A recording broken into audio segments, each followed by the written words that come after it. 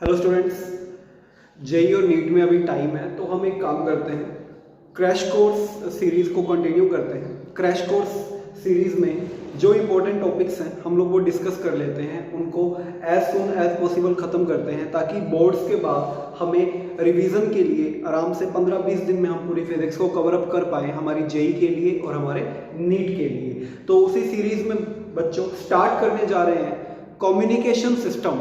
देखिए ये chapter most underrated chapter है, बट जेई और नीट में इस पर्टिकुलर चैप्टर से एक क्वेश्चन जरूर आता है और वो क्वेश्चन होने लायक होता है अगर हमें पर्टिकुलर फॉर्मूलाज पता हो तो। ठीक है, तो we are going to start with the communication system. Subscribe us on YouTube and follow us on Instagram ताकि आपको कंटिन्यूसली अपडेट्स मिलते रहें। तो शुरू करते हैं हम लोग बच्चों कम्युनिकेशन सिस्टम का क्रैश कोर्स। कम्युनिकेशन सिस्टम के बेसिक फॉर्मूलाज जो हमारे बहुत काम आएंगे पर्टिकुलरली जेई और नीट के एग्जाम में, क्योंकि ये चैप्टर सीबीएसई से रिमूव हो चुका है इसलिए इसको ध्यान नहीं दिया जाता है इसके ऊपर, बट ये फ्री के मार्क्स देके जाता है तो हम इसको कवर अप करेंगे जेई नीट के लिए। बच्चों सबसे पहला जो टॉपिक है इस प्रोसेस में वो है क्रैश कोर्स है, दैट्स व्हाई हम सिर्फ काम की बात करेंगे। Length of antenna. Length of antenna मतलब अगर आपको कोई एंटीना स्टेबल करना है तो उसकी कितनी लेंथ होनी चाहिए ताकि आप उससे प्रॉपर सिग्नल ले सके। तो बच्चों इसका फॉर्मूला होता है L is equal to lambda by 4। L is equal to lambda by 4। Lambda यहाँ पे क्या है? लैम्डा है wavelength of wave. Wavelength of wave which is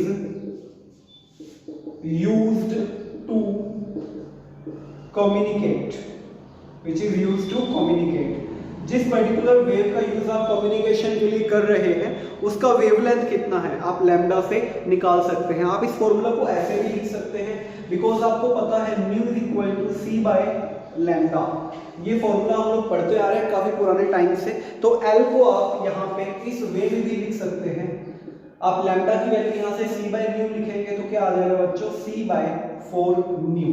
तो जैसी जरूरत हो, अगर आपको वेवलेंथ गिवन है तो आप वेवलेंथ का यूज कीजिए। न्यू आपको पता है ना क्या होता है? फ्रीक्वेंसी।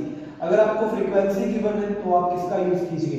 फ्रीक्वेंसी का यूज कीजिए। आप इस फॉर्मूला का यूज करके एक इजी सा न्यूमेरिकल अगर आपको मिलेगा आप कर पाएंगे। क्लियर?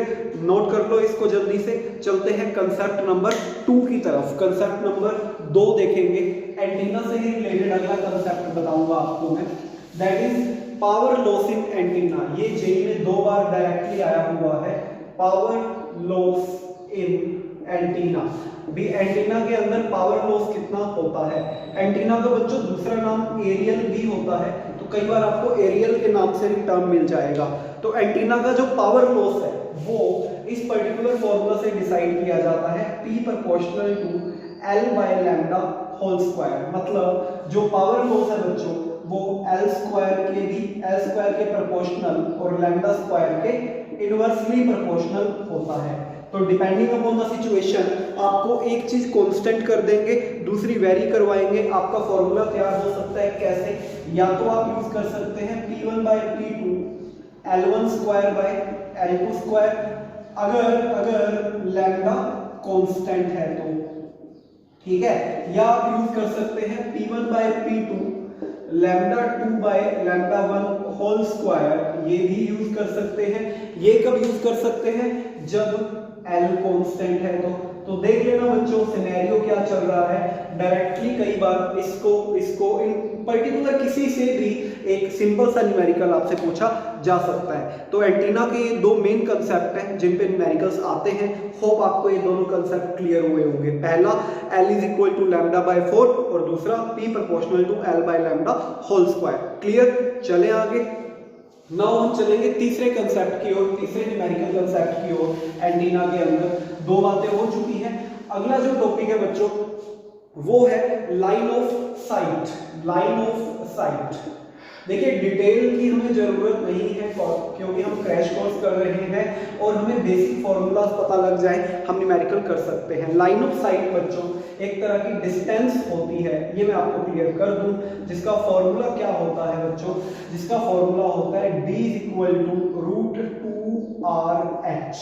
ये फॉर्मूला होता है लाइन ऑफ साइट का। एक तरह की क्या होती है, डिस्टेंस होती है। फॉर्मूला क्या होता है, √2RH। यहाँ पे b जो है वो लाइन ऑफ साइट को रिप्रेजेंट करता है। r क्या है बच्चों, r है radius of earth, radius of earth जिसकी वैल्यू कितनी होती है 6400 किलोमीटर। रेडियस ऑफ अर्थ जिसकी वैल्यू होती है 6400 किलोमीटर। और h क्या होता है यहाँ पे, h बच्चों होता है, h होता है height of antenna, height of antenna. देखिए अब यहाँ पे कई बार प्रॉब्लम हो जाती है, कई बार एक अच्छा क्वेश्चन तैयार हो जाता है। यहाँ पे हाइट ऑफ एंटीना मैंने बोल दिया, ठीक है। अगर आपको क्वेश्चन में सिर्फ एक हाइट दे रखी है तो ये आपका फॉर्मूला है √2RH। कई बार क्या होता है, क्वेश्चन में दो हाइट्स दे रखी होती हैं। दो हाइट्स का मतलब, इसको नोट कर लो जल्दी से, दो हाइट्स, एक आपको हाइट दी होती है बच्चों HT और एक दी होती है HR। ये क्या है, HT और HR क्या है, HT है height of transmitter, height of transmitter, ठीक है। HT है हाइट ऑफ ट्रांसमीटर और HR क्या है, height of receiver, height of receiver. दोनों ही बच्चों क्या है, एंटीनाज हैं, दोनों ही एंटीनाज हैं। अब क्वेश्चन के अंदर अगर अपने को दो हाइट्स दे दी जाए, दो हाइट्स दे दी जाए तो लाइन ऑफ साइट का फॉर्मूला क्या होगा, ध्यान से समझना, इस पे भी क्वेश्चन आता है बच्चों। तो लाइन ऑफ साइट का फॉर्मूला होता है 2√RHR इस तरह से प्लस √2RHT। तब आपको इस फॉर्मूला को यूज करना पड़ेगा, इस फॉर्मूला को आपको यूज करना पड़ेगा अगर आपको दो हाइट्स दे रखी हैं, ट्रांसमीटर रिसीवर दोनों की हाइट दे रखी है। अगर आपको एक ही हाइट दे रखी है तो √2RH is the formula. Clear. अब लाइन ऑफ साइट से रिलेटेड एक इंपॉर्टेंट चीज हमें मिलती है, वो क्या है, देखिए लाइन ऑफ साइट से हमें रिलेटेड एक चीज मिल जाती है, वो है एरिया कवर्ड। इसी में है लाइन ऑफ साइट में area covered by antenna, area covered by antenna. तो बच्चों एरिया का फॉर्मूला होगा πd², और d हम लोग क्या बोलते हैं, लाइन ऑफ साइट। और ये कैसे फाइंड आउट करते हैं ये मैं आपको बता चुका हूं।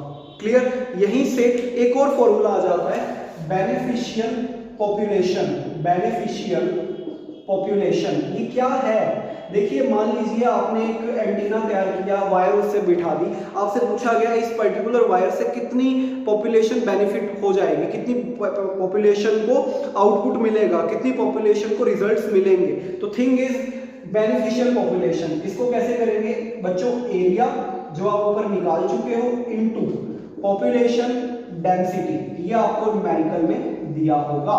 This is the thing. तो बेसिकली देखिए सारा लिंक्ड है LOS से।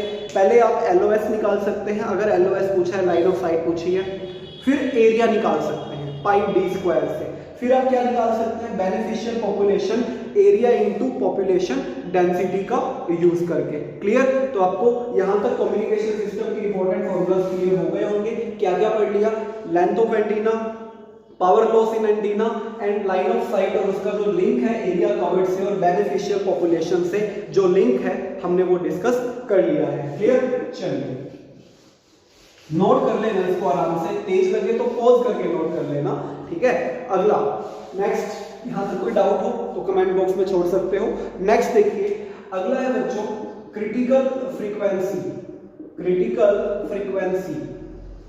ये हमारा कंसेप्ट नंबर 4 है, क्रिटिकल फ्रीक्वेंसी ऑफ आइनोस्फेयर।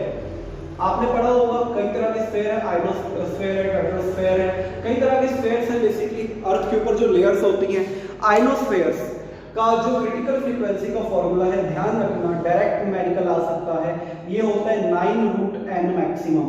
क्या होता है, 9√n मैक्सिमम। n मैक्सिमम क्या होता है बच्चों, n मैक्सिमम होता है नंबर डेंसिटी ऑफ आयंस। ये क्वेश्चन में गिवन होगा, आपसे क्रिटिकल फ्रीक्वेंसी पूछेंगे, आप क्या करेंगे, 9√n मैक्सिमम का यूज करेंगे और फटाफट से उनको क्रिटिकल फ्रीक्वेंसी बता देंगे क्योंकि आपको फॉर्मूला पता है।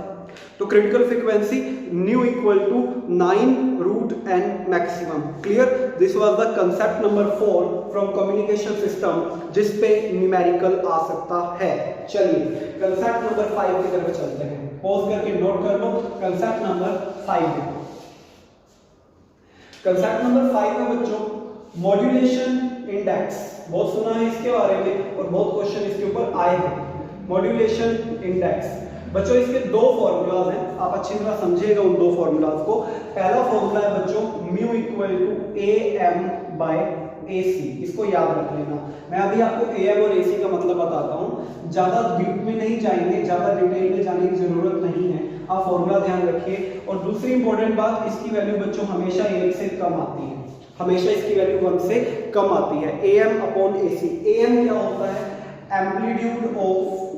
Amplitude of message signal, message signal, ठीक है। बेसिकली ये वोल्ट में ही होता है, एम्पलीट्यूड ऑफ मैसेज सिग्नल। और AC क्या होता है? Amplitude of carrier signal, carrier signal, ये भी बच्चों वोल्ट में ही होता है। तो मॉड्यूलेशन इंडेक्स कई बार फाइंड आउट करने के लिए बोलते हैं, आपको AM एंड AC प्रोवाइड करवा दिया जाता है डायरेक्टली और आपसे पूछ लिया जाता है। कई बार आपको AM और AC प्रोवाइड नहीं करवाया जाता, इक्वेशन प्रोवाइड करवा देते हैं, जैसे MT equals to AM cos omega t, ये इक्वेशन आपको दे दी, और CT equal to AC cos omega t। तो बच्चों आपको उस इक्वेशन की हेल्प से AM और AC को ढूंढना पड़ेगा। MT का मतलब मैसेज सिग्नल, MT का मतलब मैसेज सिग्नल, CT का मतलब कैरियर सिग्नल। तो MT से आपको AM मिल जाएगा और CT से बच्चों क्या मिल जाएगा? AC मिल जाएगा, और म्यू इजीली निकाल सकते हो। ध्यान रखना, चेक करने का तरीका ये हमेशा 1 से कम आएगा, 1 से छोटा आएगा। अगर 1 से बड़ा आ रहा है तो आपने न्यूमेरिकल गलत कर दिया है, ये हमेशा 1 से क्या आएगा? छोटा आएगा। Mu is equal to AM by AC, इस चीज को अच्छी तरह से दिमाग में आप सेटअप कर लो। क्लियर? चलिए नोट कर लें। मॉड्यूलेशन इंडेक्स का एक और फॉर्मूला मैं आपसे डिस्कस करूंगा इसी में ही, मॉड्यूलेशन इंडेक्स का। अगर आपको कई बार क्या होता है, मैक्सिमम एम्पलीट्यूड के नाम से कोई चीज दी होती है और मिनिमम एम्पलीट्यूड के नाम से कोई चीज दी होती है, मैक्सिमम एम्पलीट्यूड के नाम से और मिनिमम एम्पलीट्यूड के नाम से आपको क्वेश्चन में डाटा दिया होता है और बोलते हैं बताओ मॉड्यूलेशन इंडेक्स कितना होगा, तब हमें क्या करना है? तब उसके लिए भी फॉर्मूला है, उसके लिए फॉर्मूला है बच्चों A max minus A minimum upon A max plus A minimum. ये है उस पर्टिकुलर चीज के लिए फॉर्मूला। अगर हमें क्वेश्चन में A मैक्सिमम और A मिनिमम दिया हो, हम इसको ऐसे सोल्व कर सकते हैं, एंड जरूरत पड़ने पे आप इसको लिंक कर सकते हैं AM बाय AC के साथ। इस तरह से हमारा ये फॉर्मूला तैयार होता है मॉड्यूलेशन इंडेक्स का। अगर AM AC या वेव इक्वेशन डायरेक्ट दे रखी है तो apply the formula, you will get the answer. But अगर A मैक्सिमम A मिनिमम अगर आपको दे रखा है तो use the formula A maximum minus A minimum upon A maximum plus A minimum, और जरूरत पड़ने पे इसको AM बाय AC के इक्वल आप लोग कर सकते हो। क्लियर? बात समझ आ रही है? तो मॉड्यूलेशन इंडेक्स के बारे में जो जानकारी नॉलेज हमें होनी चाहिए थी वो हमने ले ली है। क्लियर? अब करते हैं लास्ट कंसेप्ट कम्युनिकेशन सिस्टम का, न्यूमेरिकल बेस्ड लास्ट कंसेप्ट बच्चों, वो भी काफी काम का है। इसको बोला जाता है साइड बैंड्स। क्या बोलते हैं? Side bands. Concept number 6, side bands. Clear? तो देखो साइड बैंड्स बेसिकली क्या होता है, अगर हम ओमेगा C को बोले कैरियर वेव फ्रीक्वेंसी, क्या बोले? Carrier wave frequency, and omega M को बोले message wave frequency, message wave frequency, ठीक है। और ओमेगा C को अगर हम मिडल में रख दें तो इधर से एक ओमेगा M कम करो, इधर से एक ओमेगा M ऐड कर दो, तो ये एक सेटअप तैयार होता है। ओमेगा C क्या है? कैरियर फ्रीक्वेंसी है। तो जो omega C minus omega M और omega C plus omega M है, इनको कंबाइंडली बच्चों क्या बोलते हैं? इन्हीं को कंबाइंडली बोलते हैं side bands. Omega C minus omega M और omega C plus omega M मिलके क्या बनाते हैं? साइड बैंड्स बनाते हैं। ये होता है लोअर साइड बैंड और ये होता है अपर साइड बैंड, इसलिए इसको LSB लोअर साइड बैंड, इसको USB अपर साइड बैंड भी बोला जाता है। Getting my point? बहुत सिंपल सा न्यूमेरिकल आता है इसके ऊपर, बहुत सिंपल सा। कैसे? आपको ओमेगा C गिवन होगा, ओमेगा M गिवन होगा, आपको बोलेंगे बताइए साइड बैंड्स क्या होंगे, यू कैन फाइंड आउट। कई बार आपसे FC माइनस FM, आपको पता है ना ओमेगा C को हम जरूरत पड़ने पे 2 पाई FC लिख सकते हैं, और ओमेगा M को जरूरत पड़ने पे क्या लिख सकते हैं बच्चों? 2 पाई FM लिख सकते हैं व्हेन वी हैव नीड। समझ रहे हो? कितना आसानी से आप कर पाएंगे, साइड बैंड्स निकाल पाएंगे, इजीली आप इस चीज को कवर अप कर सकते हैं। क्लियर? अब इसी में एक चीज और ऐड कर देते हैं बच्चों, वो है साइड बैंड के साथ। साइड बैंड के साथ ही हमसे कई बार पूछ लेते हैं, बताइए कि बैंडविड्थ क्या होगी, बैंडविड्थ क्या होगी, इसी का ही टॉपिक है साइड बैंड का ही, बैंडविड्थ क्या होगी, BW या बैंडविड्थ क्या होगी। तो सिंपल सी बात है, ये होता है बच्चों USB minus LSB। Upper side band यानी कि omega C plus omega M minus lower side band यानी कि omega C minus omega M। Done. तो इनको सोल्व करो, ओमेगा C से ओमेगा C कैंसिल, तो बच्चों क्या आ जाएगा 2 ओमेगा M। क्लियर, बात समझ आ रही है? तो इस तरह से आप क्वेश्चंस को सोल्व कर सकते हो। ये पर्टिकुलरली हमारे बहुत काम के फॉर्मूले हैं, बस इतना सा है कम्युनिकेशन सिस्टम। अगर हम इस चीज को ढंग से समझ लें तो हमें बहुत फायदा होने वाला है। क्लियर, मिलेंगे अगले एपिसोड में। क्रैश कोर्स के अगले एपिसोड में हम लोग डिस्कस करेंगे ट्रांजिस्टर के बारे में। ट्रांजिस्टर के ऊपर कुछ questions we will try and देखेंगे कि ट्रांजिस्टर हमारे किस तरह काम आ सकता है, उसके क्या क्या कंसेप्ट्स हैं। यूट्यूब पे सब्सक्राइब करो, इंस्टा पे फॉलो करो। Till then take care, bye bye. Instagram का लिंक आपको डिस्क्रिप्शन बॉक्स में मिल जाएगा।